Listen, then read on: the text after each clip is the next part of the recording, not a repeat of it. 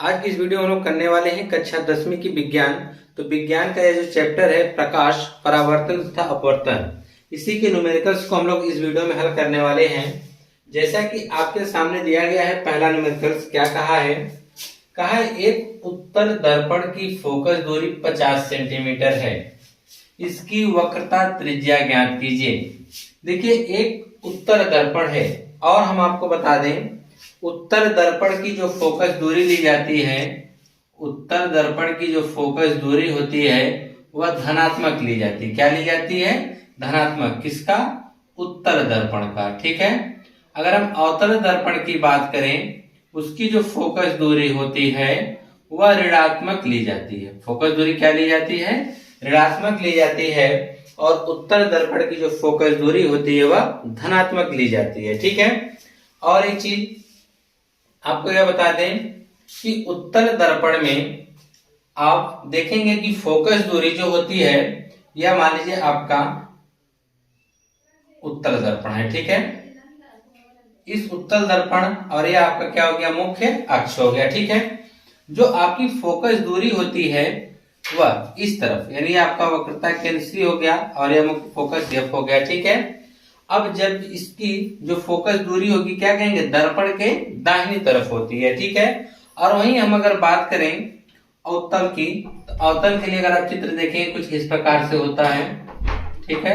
और इसकी अगर आप फोकस दूरी देखेंगे तो यह आपका C हो गया और यहाँ पे आपका क्या हो गया? F। इसकी क्या होती है? बाएं तरफ होती है। अगर हम जो भी वस्तु या प्रतिबिंब, या हम कह सकते हैं कोई भी अगर दूरी हम दर्पण के ध्रुव से दाहिनी तरफ, दर्पण के ध्रुव के दाहिनी तरफ अगर हम वह दूरी लेंगे तो वह हमारी जो दूरियां होंगी वह धनात्मक होंगी। क्या होंगी? धनात्मक। तो देखिए दर्पण का क्या यहाँ पर होगा? ध्रुव। और यह अवतल क्या कहते हैं? उत्तल दर्पण है। ठीक है। और यह कौन सा है? अवतल है। दोनों में डिफरेंट समझिएगा। आप चाहे तो निर्देशांक ज्यामिति का भी समझ सकते हैं कि यह निर्देशांक ज्यामिति का x अक्ष है, जो इसके मूल बिंदु से आप कहेंगे कि जो दाहिनी तरफ हमारे धनात्मक मान होते हैं और बाएं तरफ ऋणात्मक होता है। अब उस तरह से भी आप समझ सकते हैं, या आप ये समझिए कि ये जो दर्पण का ध्रुव है, इसके बाईं तरफ दाहिनी तरफ जो भी मान आएंगे, चाहे वह वस्तु तो रखी नहीं जा सकती है, चाहे प्रतिबिंब हो या फोकस दूरी हो, वह क्या होंगी? सब धनात्मक होंगी। और याद रखिए वस्तु हमेशा दर्पण के बाईं तरफ रखी जाएगी, चाहे वह उत्तल हो चाहे वह अवतल दर्पण हो। दोनों कंडीशन में वस्तु हमेशा कहाँ रखी जाएगी? दर्पण के बाईं तरफ रखी जाएगी। और जब भी दर्पण के बाईं तरफ रखी जाएंगी तो जो भी मान दर्पण के बाईं तरफ होगा वह ऋणात्मक होगा और दर्पण के दाहिनी तरफ जो होगा वह धनात्मक होगा। तो हम बात कर रहे हैं यहाँ पर कौन सा दर्पण दिया है? उत्तल दर्पण। उत्तल दर्पण यह है। तो उत्तल दर्पण की फोकस दूरी देखेंगे दाहिनी तरफ है, तो जिसकी वजह से उत्तल दर्पण की फोकस दूरी हमारी क्या ली जाएगी? धनात्मक में नापी जाएगी। अगर हम अवतल दर्पण की फोकस दूरी की बात करें तो अवतल दर्पण में देखेंगे फोकस दूरी क्या है? दर्पण के बाईं तरफ है, जिसकी वजह से क्या लिया जाएगा? माइनस में लिया जाएगा। और अगर दर्पण के बाईं तरफ, दर्पण के बाईं तरफ अगर जो भी फोकस दूरी आती है, चाहे वस्तु का प्रतिबिंब हो, चाहे फोकस दूरी हो, चाहे वस्तु की दूरी हो, अगर दर्पण के बाईं तरफ है तो वह ऋणात्मक ली जाएंगी। ठीक है। और अगर हमारा जो प्रतिबिंब किसमें? उत्तल दर्पण में प्रतिबिंब क्या बना? दर्पण के दाहिनी तरफ बन रहा है, फोकस दूरी इसकी तो दाहिनी तरफ होती ही है, जिसकी वजह से इसकी फोकस दूरी जो F होता है उसका भी मान प्लस में होता है। अगर प्रतिबिंब इस साइड बना तब तो प्रतिबिंब हमारा प्लस में लिया जाएगा। अगर प्रतिबिंब को V से व्यक्त करेंगे। ठीक है। और एक चीज यह देखिए, इसमें जो प्रतिबिंब बनता है किसमें? उत्तल दर्पण में। उत्तल दर्पण में प्रतिबिंब सदैव हमेशा दर्पण के पीछे बनता है, यानी दर्पण के आप कह सकते हैं दाहिनी तरफ बनता है, जिसमें आप कह सकते हैं कि यह भी प्लस में होगा, लेकिन इसमें U का मान क्या होगा? माइनस में होगा। अगर इसकी बात करें तो इसमें प्रतिबिंब जो अवतल दर्पण है, इसमें प्रतिबिंब दोनों तरफ बनते हैं। कुछ स्थितियां में देखेंगे प्रतिबिंब दर्पण के बाएं तरफ बनेंगे, और यह जो अगर वस्तु हमारा मुख्य क्या कहते हैं? ध्रुव और मुख्य अक्ष, मुख्य फोकस के बीच में होता है, तो हमारा प्रतिबिंब दर्पण के कहाँ बनने लगता है, पीछे बनने लगता है। ठीक है, कब, अवतल दर्पण की जो छठी स्थिति है। तो आप यह कर सकते हैं कि दर्पण का जो यह मुख्य ध्रुव है उसके दाहिनी तरफ जो भी आपको मान मिलेंगे वह क्या होंगे, धनात्मक होंगे, बाएं तरफ क्या होंगे, ऋणात्मक होंगे। बस अब आगे आइए सवाल पर। इन चीजों का आपको ध्यान रखना है। वस्तु हमेशा दर्पण के बाएं तरफ रखेंगे, चाहे वह उत्तल दर्पण हो चाहे वह अवतल दर्पण हो, दोनों में वस्तु की दूरी क्या होगी, ऋणात्मक ली जाएगी। ठीक है, अब आइए सवाल के ऊपर देखा जाए। सवाल में पहला जो आपको दे रखा है, और हाँ, सवाल को आप हल किस प्रकार से करेंगे। देखिए, सवाल को हल करने के सबसे पहले जो भी चीजें दी हैं पहले उनको लिख लीजिए। आपको पता है उत्तल दर्पण की फोकस दूरी, तो यहाँ पे आप लिखिए ना, लिखेंगे उत्तल दर्पण की फोकस दूरी, उत्तल दर्पण की फोकस दूरी, जिसको आप व्यक्त करते हैं फोकस दूरी को स्मॉल एफ से, और फोकस दूरी कितनी हो जाएगी, 50 सेंटीमीटर। कितनी हो जाएगी, 50 सेंटीमीटर। और यह धनात्मक होगी, क्यों, क्योंकि यह उत्तल दर्पण है। उत्तल दर्पण की फोकस दूरी धनात्मक होती है। तो आपसे पूछा इसकी वक्रता त्रिज्या, क्या पूछा गया है कि इसकी वक्रता त्रिज्या बता दीजिए। तो वक्रता त्रिज्या r बराबर आपको ज्ञात करना है।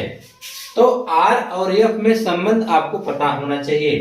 तो आप भली भांति जानते हैं कि जो फोकस दूरी होती है वह वक्रता त्रिज्या की क्या होती है, आधी होती है।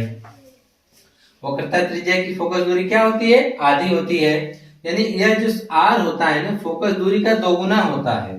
तो हम लिखेंगे r बराबर, r जो होता है वह फोकस दूरी का क्या होता है, 2 गुना होता है।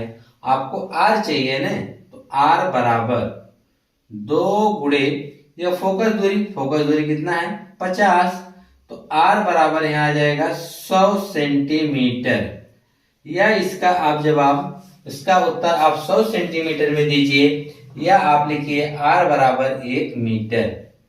ठीक है, या आप इसका उत्तर दीजिए r बराबर 100 सेंटीमीटर, या 100 सेंटीमीटर बराबर आपका 1 मीटर होता है, या आपका ये r बराबर 1 मीटर होगा। ठीक है, तो यह था आपका पहला, बहुत ही छोटा था। अगर यहीं पर आपसे कह देता है यह अवतल दर्पण है, तब आप क्या लिखते हैं कि अवतल दर्पण की फोकस दूरी f बराबर -50 सेंटीमीटर। क्या लिखते हैं, -50 सेंटीमीटर। तो इसका जो यह भी मान आता, किस में आता, माइनस में आता। माइनस आपको यह व्यक्त करता है कि यह जो फोकस दूरी नापी गई है दर्पण के बाएं तरफ है। तो दर्पण के बाएं तरफ किसमें होती है, अवतल में, लेकिन यहाँ पर उत्तल दर्पण है तो यहाँ पे फोकस दूरी धनात्मक ली जाएगी। ठीक है, आइए हम बात करते हैं क्वेश्चन नंबर 2 की। ठीक है, तो क्वेश्चन नंबर 2 में क्या कहा गया है आपसे, जरा उसको ध्यानपूर्वक समझ लिया जाए।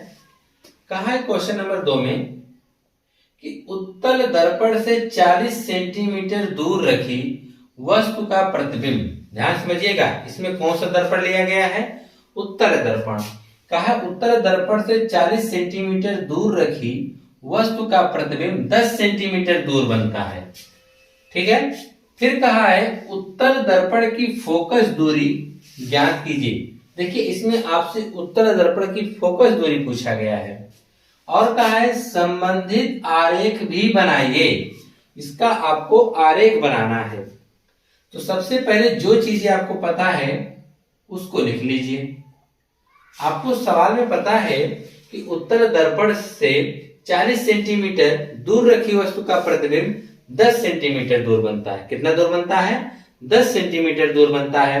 अगर हम आरेख बना के आपको समझाना चाहें तो देखिए, यह आपका कौन सा दर्पण बन गया, उत्तल दर्पण।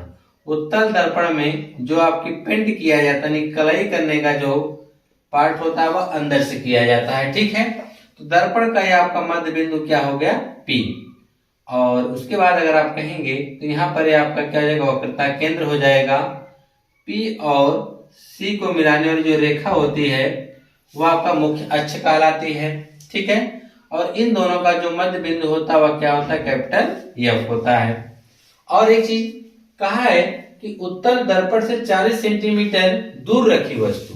तो यहाँ पे हमने बताया कि वस्तु जब भी हम रखेंगे दर्पण के बाईं तरफ रखेंगे, तो यह जो दर्पण है इसके बाईं तरफ, और यह आपका जो मुख्य अक्ष है इसी पे आपकी वस्तु स्थित होगी। ठीक है, तो यह इस दर्पण से कितनी दूरी पर, 40 सेंटीमीटर की दूरी पर। मान लीजिए यहाँ पे एक वस्तु आपका क्या है, ए बी है, और यहाँ से इसकी जो दूरी है वह 40 सेंटीमीटर है। और जो भी हम दूरियां नापेंगे वह दर्पण के ध्रुव से इस मुख्य अक्ष के समांतर नापेंगे, या आप कह सकते हैं मुख्य अक्ष पर ही हम नापेंगे। तो ऐसे नापेंगे यहाँ से। ठीक है, कहीं ऐसे नीचे से ना नापने लगेगा, ये तो आपका जो दूरी होगा वह गलत हो जाएगा। जब भी आप दूरियां नापेंगे इस दर्पण का जो यह ध्रुव है और इस मुख्य अक्ष के समांतर नापेंगे, या यूं कह सकते हैं किसी मुख्य अक्ष पर नापेंगे। तो यहां से लेकर यहां तक की जो दूरी वह 40 सेंटीमीटर है। अब कहा है कि दूर रखी वस्तु का जो प्रतिबिंब है 10 सेंटीमीटर दूर बनता है। कहाँ बनता है, 10 सेंटीमीटर दूर। तो याद रखिएगा यह कौन सा प्रतिबिंब है, यह जो आपका प्रतिबिंब है, यह जो आपका प्रतिबिंब है, सॉरी यह जो दर्पण आपका है उत्तल दर्पण है। कौन सा दर्पण है, उत्तल दर्पण है। और उत्तल दर्पण में प्रतिबिंब दर्पण के दाहिनी तरफ बनता है। उत्तल दर्पण में जो प्रतिबिंब होता है वह दर्पण के दाहिनी तरफ बनता है। और कहा है कि प्रतिबिंब 10 सेंटीमीटर की दूरी पर बनता है। कितनी दूरी पर बनता है, 10 सेंटीमीटर की दूरी पर बनता है। मान लीजिए प्रतिबिंब आपका यहाँ पे बन रहा है। ठीक है, इसका जो प्रतिबिंब बनेगा, मान लीजिए क्या बनेगा, ए डैश और बी डैश, और यहां से इसकी जो दूरी आ रही है वह 10 सेंटीमीटर है। कितना है, 10 सेंटीमीटर है। और एक चीज देखिए, कहा इसका किरण आरेख खींचने के लिए ना, तो इसका किरण आरेख आप खींच दीजिए। ठीक है, थोड़ा वस्तु को बड़ा कर लेते हैं किरण आरेख खींचने के लिए। चलिए, आपकी वस्तु इतना बड़ा है और इसको भी यहाँ पे हम हटा देते हैं। ठीक है, अब जानते हैं कि जब वस्तु मुख्य अक्ष पर स्थित होती है तो पहली प्रकार से हम क्या करते हैं, मुख्य अक्ष के समांतर भेजते हैं। जब मुख्य अक्ष के समांतर भेजते हैं तो यह दर्पण से टकराकर इस तरह दिशा में क्या होती है, परावर्तित हो जाती है। ठीक है, अगर हम इसको पीछे की तरफ बढ़ाएं तो हमको यह प्रतीत होता है कि यह कहां से होकर जा रही है, फोकस से होती हुई जा रही है।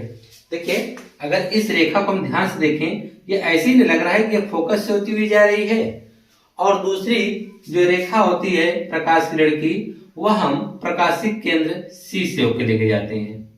ऐसे ही जाएगी, फिर यहां से डॉटेड करते हुए वह सी से जाएगी। आपको फिर से बनाइएगा, सही बनेगा। ठीक है, यहाँ चित्र थोड़ा सा गलत हो गया है। चलिए, कुछ इस प्रकार से बनेगा। यहाँ पे एक दूसरे को काट देंगे, वहीं पे उसका क्या बनेगा, प्रतिबिंब बनेगा। इसका जो प्रतिबिंब बनेगा वह ए डैश और बी डैश बनेगा। तो यह आपका बन गया, क्या कहते हैं, इसका जो किरण आरेख खींचने के लिए कहा गया था, इसका किरण आरेख बन गया। और यहां से यहां तक की दूरी आप इसमें दर्शा दीजिए, कितना है, 10 सेंटीमीटर है। कितना है, 10 सेंटीमीटर है। ठीक है, अब देखिए उसके बाद अब आप सवाल को किस प्रकार से लगाएंगे, यह आपने इसमें दर्शा दिया है सभी को। तो अब हम सवाल लगाएंगे, लिखेंगे उत्तल दर्पण से वस्तु की दूरी, वस्तु की दूरी। तो वस्तु की दूरी को व्यक्त करते हैं यू से। और देखिए वस्तु की दूरी क्या, दर्पण के बाईं तरफ है, इसलिए यह ऋणात्मक ली जाएगी। तो क्या हो जाएगा, -40 सेंटीमीटर। ठीक है, फिर कहा है दूर रखी वस्तु का जो प्रतिबिंब है 10 सेंटीमीटर दूर बनता है। कहां से, दर्पण से। तो दर्पण से 10 सेंटीमीटर दूर, यानी उत्तल दर्पण में प्रतिबिंब दर्पण के दाहिनी तरफ बनता है। इस बात को आप याद कर लीजिए। तो दाहिनी तरफ जब बनेगा तो यह क्या रह जाएगी, धनात्मक लिया जाएगा। कितना दूरी है, 10 सेंटीमीटर। लिखेंगे उत्तल दर्पण से प्रतिबिंब की दूरी, प्रतिबिंब की दूरी को व्यक्त करते हैं v से। v बराबर आपका हो जाएगा 10 सेंटीमीटर। क्यों यह धनात्मक ली गई है, क्योंकि यह दर्पण के दाहिनी तरफ है। तो दाहिनी तरफ हमेशा, या यूं कहिए उत्तल दर्पण में जो प्रतिबिंब की दूरी हम लेते हैं वह धनात्मक ही लेते हैं। ठीक है, क्यों, क्योंकि वह दर्पण के दाहिनी तरफ है। अब इसके बाद आपसे पूछा गया है कि उत्तल दर्पण की फोकस दूरी ज्ञात कीजिए। तो इसका फोकस दूरी आपको निकालना है। तो फोकस दूरी को आप किससे व्यक्त करते हैं, फोकस दूरी को हम व्यक्त करते हैं कैपिटल स्मॉल एफ से। अब इसका हमको एफ निकालना है, तो एफ कैसे निकालेंगे? तो हमको लगाना पड़ेगा दर्पण सूत्र। क्या लगाना पड़ेगा? दर्पण सूत्र। तो दर्पण सूत्र क्या होता है? 1/f बराबर 1/v प्लस 1/u। ठीक है, अब हम सभी के मानों को रखेंगे तो हो जाएगा 1/f बराबर 1/v, v का मान तो 10 हो जाएगा, प्लस 1/u का मान क्या हो जाएगा? -40। ठीक है, अब इनको हम हल करेंगे तो हो जाएगा 1/f बराबर 1/10 यानी 1/10, या प्लस माइनस से विपरीत चिन्ह है तो हमेशा क्या आ जाएगा? माइनस आएगा, तो हो जाएगा 1/40। ठीक है, तो 1/f बराबर इनका अगर हम एलसीएम की बात करें तो एलसीएम इनका क्या आएगा? 40 आएगा, क्योंकि 10 चौक के 40 4 बार में कटेगा तो इनका एलसीएम कितना आ जाएगा?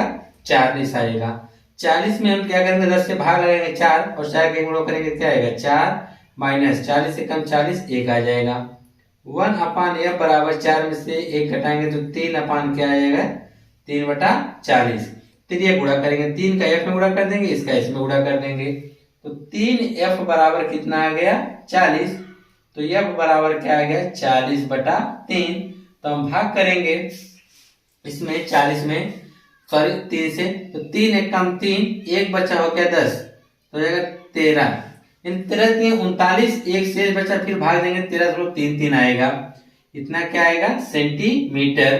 तो यहाँ पे देखिए कौन सा दर्पण था? उत्तल दर्पण, जिसकी वजह से इसकी फोकस दूरी भी किसमें आई है? धनात्मक में आई है। तो आप कह सकते हैं कि उत्तल दर्पण की फोकस दूरी, उत्तल दर्पण की फोकस दूरी कितना होगा? f बराबर 13.33 सेंटीमीटर। कितना होगा? 13.33 सेंटीमीटर होगा। अब हम बात करेंगे क्वेश्चन नंबर 3। चित्र आप लोग बना लीजिएगा। ठीक है,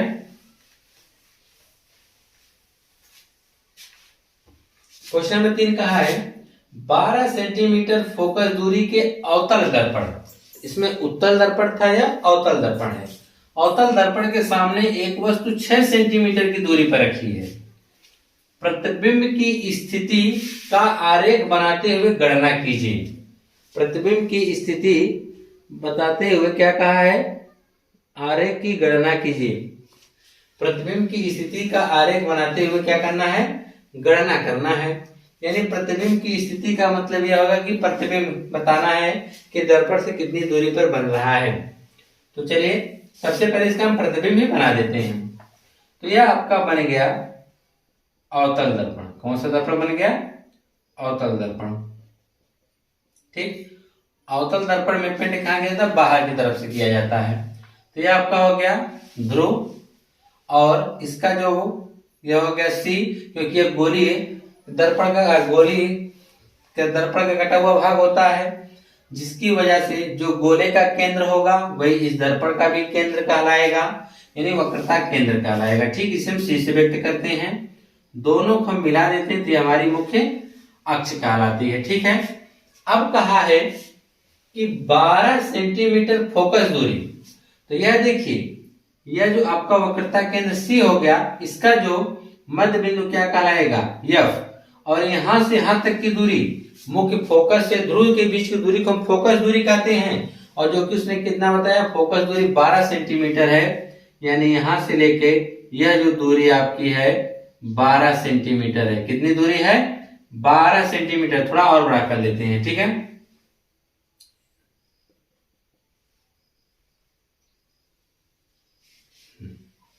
यहाँ पे आपका सी होगा, तो यहाँ पे आपका क्या हो जाएगा? एफ। यह सी और पी के मध्य बिंदु एफ होता है। ठीक है, तो यह टोटल दूरी उसने कितना बता रखा है? 12 सेंटीमीटर। ठीक है, अब कहा है कि यहाँ पे 12 सेंटीमीटर फोकस दूरी के अवतल दर्पण के सामने एक वस्तु 6 सेंटीमीटर की दूरी पर रखी गई है।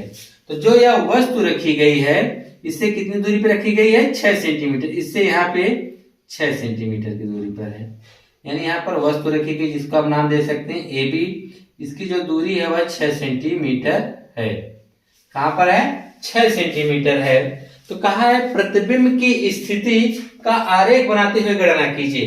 तो यह प्रतिबिंब तो बना दिए हैं आप, और आप देख रहे हैं कि यह वस्तु स्थिर कहाँ है। तो यह आपका हो गया मुख्य फोकस और यह हो गया ध्रुव। तो आप कहेंगे मुख्य फोकस और ध्रुव के बीच में स्थित है।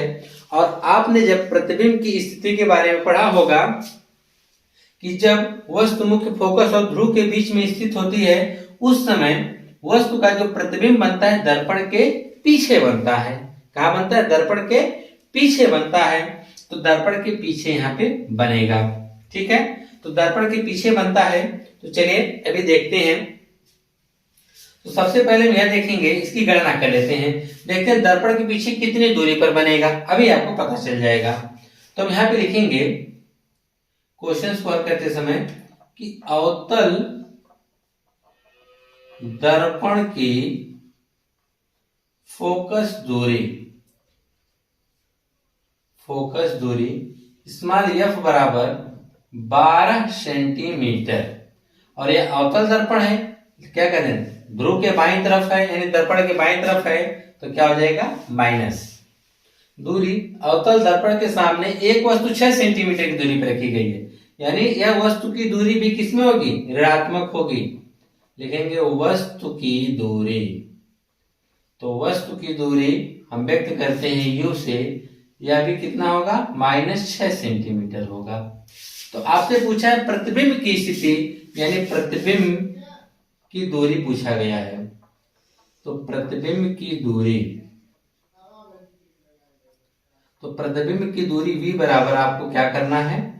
ज्ञात करना है। तो कैसे निकालेंगे? दर्पण सूत्र से। लगाइए दर्पण सूत्र, लिखेंगे दर्पण सूत्र। तो क्या होता है? 1/f बराबर 1/v प्लस 1/u। तो जाएगा 1/f का मान क्या है? -12 बराबर 1/v का तो मान निकालना ही है, प्लस 1/u का मान क्या है? -6 है। ठीक, तो हो जाएगा 1/-12 बराबर 1/v प्लस माइनस क्या हो जाएगा? -1/6। या माइनस को इधर कर दीजिए, क्योंकि हमको v का मान निकालना है। इसको इधर करेंगे तो माइनस इधर आके क्या हो जाएगा? प्लस। तो आप लिख सकते हैं 1/v बराबर 1/-12 तो था ही, ये इधर गया तो क्या हो गया? प्लस 1/6। तो 1/v बराबर 12 और 6 का एलसीएम अगर आप लेना चाहेंगे तो क्या आएगा? 12 ही आएगा। ठीक है, अब 12 में 1 से भाग करेंगे तो 1 1 कम 1 आएगा, प्लस 6 दूनी 12 2 1 कम 2। ठीक है, यहाँ पे देख रहे हैं। अब आप देखिए 1/v बराबर -1 प्लस 2 कितना आ जाएगा? 1/12। तीन गुणा v 1 कम v और 12 1 कम 12। v का मान कितना है? 12 सेंटीमीटर। किसमें आया है? धनात्मक। इसका मतलब यह हुआ कि यह जो प्रतिबिंब बनेगा वह क्या बनेगा? दर्पण से क्या? दाहिनी तरफ। दर्पण के जो दाहिनी तरफ बनेगा वो भी कितनी दूरी पर बनेगा? 12 सेंटीमीटर की दूरी पर बनेगा। कितनी दूरी बनेगा? 12 सेंटीमीटर की दूरी पर यहाँ पर उसका प्रतिबिंब बनेगा। यहाँ पर उसका क्या बनेगा? प्रतिबिंब बनेगा। अगर आप क्या कहते हैं इसके द्वारा बनाना चाहेंगे तो आप पहले एक क्या बनाइएगा, और क्या कहते हैं गोले प्रकार से आता है, किसी तरह से आप क्या करिएगा? एक दर्पण बनाइएगा। ठीक है, गोला प्रकार ही ले लीजिए। और जो गोला प्रकार का केंद्र होगा, गोला प्रकार का क्या होगा? केंद्र होगा, उसको आप C बनाइएगा। और ठीक जो यह आप दर्पण बनाएंगे इसके ठीक मध्य बिंदु को आप क्या बना लेंगे? P। C और P को मिला लीजिएगा। C और P को क्या करिएगा? मिला दीजिएगा, जो आपका मुख्य क्या कहते हैं? मुख्य अक्ष बन जाएगा। फिर मुख्य अक्ष बनने के बाद आप क्या करिएगा? इसके यहां से यहां तक की जो दूरी होगी वह 12 सेंटीमीटर की होगी। अगर यह 12 सेंटीमीटर का दिया है तो आपको जो वक्रता त्रिज्या होनी चाहिए वह 24 सेंटीमीटर की होनी चाहिए। कितनी होनी चाहिए? 24 सेंटीमीटर, क्योंकि यह 12 है तो यह भी 12 होगा। तो टोटल जो आपका त्रिज्या कहलाएगी वह 12 सेंटीमीटर, जो है 12 दूनी 24 सेंटीमीटर की होनी चाहिए। और अब 24 सेंटीमीटर त्रिज्या लेकर एक क्या बनाते हैं? मान लीजिए आपने यहाँ पर एक क्या कहते हैं? चाप लगाते हैं, जो आप इस तरह से कलाई कर देंगे बाहर की तरफ से, जो आपके दर्पण के आकार का बन जाएगा। ठीक है, चित्र जो बनाना है आपको, तो एक ऐसे चाप लगाएंगे, उसके बाहर की तरफ आप क्या कर देंगे? कलाई कर देंगे, पेंट लगा देंगे। और उसके बाद आप क्या करेंगे? इसके मध्य बिंदु को F बना देंगे, जिसकी फोकस दूरी कितनी हो जाएगी? 12। और यहाँ से ध्रुव से 6 सेंटीमीटर की दूरी पर आप क्या करेंगे, एक वस्तु ए बी रख देंगे। अब इतना करने के बाद अब आप क्या करेंगे, ठीक है। अब इतना करने के बाद देखिए हम लोग क्या करने वाले हैं, अब एक प्रकाश किरण, ठीक है, एक प्रकाश किरण हम लोग क्या करते हैं, ऐसे भेजते हैं मुख्य अक्ष के समांतर। क्या भेजते हैं, मुख्य अक्ष के समांतर भेजते हैं। तो मुख्य अक्ष के हम समांतर भेजेंगे तो यह दर्पण से टकराने के बाद क्या होती है कि फोकस से होके जाती है। कहां से होके जाती है, फोकस से होती हुई जाती है, ठीक है। और दूसरी प्रकाश किरण जब यहां से होके जाती है, कहां से, प्रकाशिक केंद्र से, ठीक है। दूसरी प्रकाशिक किरण ऐसे केंद्र से होती हुई जाती है, जो यहां से ऐसे, इसी मार्ग से यहां से ऐसे जाती है और इसी मार्ग से वापस क्या आती है, लौट आती है। इधर जाती है इसी मार्ग से और दर्पण टकराने इसी मार्ग से क्या होती है, प्रकाशिक केंद्र से होते हुए लौट आती है। और ये इनको इस तरह से देखते हैं, ये कहीं पर जाके नहीं मिलती हैं, ठीक है। तो इनको पीछे बढ़ाया जाता है। क्या कहता है, इनको पीछे की तरफ इस प्रकार से बढ़ाया जाता है। इनको जब पीछे की तरफ बढ़ाया जाएगा तो जहां पर ये दोनों एक दूसरे को काट देते हैं, वहीं पर क्या बनता है, इनका प्रतिबिंब बनता है। और ये कहां पे काटेंगी, ठीक है, दर्पण से 12 सेंटीमीटर की दूरी पर एक दूसरे को काट देंगे और ये जो प्रतिबिंब बनेगा वस्तु से बड़ा बनेगा। कैसा बनेगा, वस्तु से बड़ा बनेगा और सीधा बनेगा और आभासी बनेगा। यही वस्तु की स्थिति होगी। पूछा ना प्रतिबिंब की स्थिति, तो जैसे हमने बताया वैसे आप चित्र बनाइएगा। यह 12 सेंटीमीटर लीजिएगा, यानी त्रिज्या आपको सबसे पहले 24 सेंटीमीटर लेना है। आप एक चाप लगाने का, फिर ऐसे क्या कर देना, उसके बाहर की तरफ कलाई कर दीजिएगा। फिर उससे 12 सेंटीमीटर की दूरी पर आप एफ लीजिएगा, ठीक। फिर उसके बाद आपको क्या करना है, दर्पण के ध्रुव से 6 सेंटीमीटर दूरी पर एक वस्तु ए बी लेना है, ठीक है। ए बी लेने के बाद अब आपको करना क्या है, अब आपको करना है कि एक प्रकाश किरण क्या करना है, मुख्य अक्ष के समांतर भेजेंगे। जब यह मुख्य अक्ष के समांतर जाने के बाद दर्पण से टकराने के बाद अब यह कहां से होके जाएगी, मुख्य फोकस से होके जाएगी। कहां से होके जाएगी, मुख्य फोकस से होती हुई जाएगी। उसको आप खींच दीजिएगा। दूसरी प्रकाश किरण क्या है, प्रकाशिक केंद्र से जाती है, सी से। तो आप सी और इसके सिरे को मिलाती हुई एक रेखा ऐसे आप क्या करेंगे, खींच देंगे। अब खींचने के बाद जब देखेंगे यह दोनों जब इस तरफ जाती है, ये दूसरे फैलती हुई चली जाती है। इससे स्पष्ट होता है कि यह तो आगे जाके नहीं मिलेंगे। लेकिन अगर इन्हें पीछे की तरफ बढ़ाते हैं, अगर इनको पीछे की तरफ ऐसे ऐसे करके बढ़ाते हैं और इस वाली रेखा को ऐसे से पीछे बढ़ाते हैं, तो ये दोनों जाके दूसरे को कहीं पर काट देती हैं। और वो कहां पे काटेंगी, वहीं पर हम क्या करेंगे, उसका प्रतिबिंब बना देंगे। और वह कहां पर काटेंगी, ठीक इसके 12 सेंटीमीटर की दूरी पर काटेंगी, जहां पर इसका क्या बनेगा, ए बी का आभासी प्रतिबिंब बनेगा। कैसा प्रतिबिंब बनेगा, आभासी प्रतिबिंब बनेगा। और यहाँ पे आप लिख सकते हैं प्रतिबिंब जो होगा, प्रतिबिंब जो होगा आभासी होगा। कैसा होगा, आभासी होगा, सीधा होगा और वस्तु से बहुत बड़ा होगा। वस्तु से क्या होगा, बड़ा होगा। वस्तु से कैसा होगा, बड़ा होगा। तो इस प्रकार से आप जो प्रकाश से चैप्टर्स के न्यूमेरिकल्स को लगा सकते हैं। आपसे हम मिलेंगे अगली वीडियो में इसी के साथ और भी न्यूमेरिकल से लेकर